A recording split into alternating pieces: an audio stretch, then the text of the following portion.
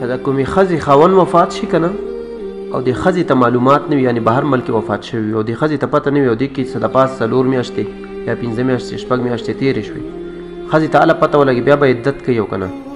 دا مسله یاد ساتئ په عدت کې چې ښځې ته که معلومات نه و چې زما خاوند وفات شوی او 4-5 میاشتې بعد ورته معلومات ولګېدل چې ما خاوند وفات شوی بیا په دې ښځه باندې عدت نشته بس عدت موده چې کومه وه هغه تېره شوه به اوس به عدت په ده باندې واجب نه دی چې عدت ته تېر کړي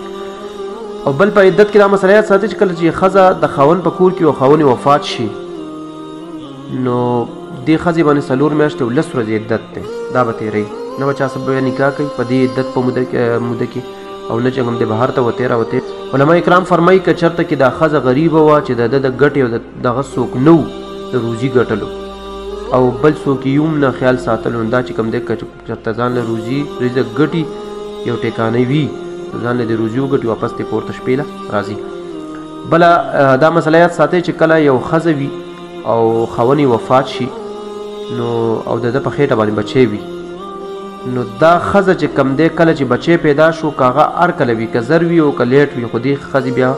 که زر پیدا شو نو بس بچي پیدایش سره چې کم دی د دې ښځې عدت ختم بس بیا د ده خوښه ده که د بچي پیدایش نه وروسته بیا چې څه کوي که کور نه بهر وځي او که څه دې کوي نو هغه کولی شي همون په دې معاشره کې دا یو خبره مشهوره ښځې چې کله خاوند وفات شي نو مونږ بعضې ښځې داسې وي چې یاره هغه وایي زه به 1 کال عدت تېروم بس 1 کال په کور ناستې ځان له تکلیف ورکوي دا ګوره دا عدتونه نشته 1 کال بس 4 میاشتې او 10 ورځې عدت دی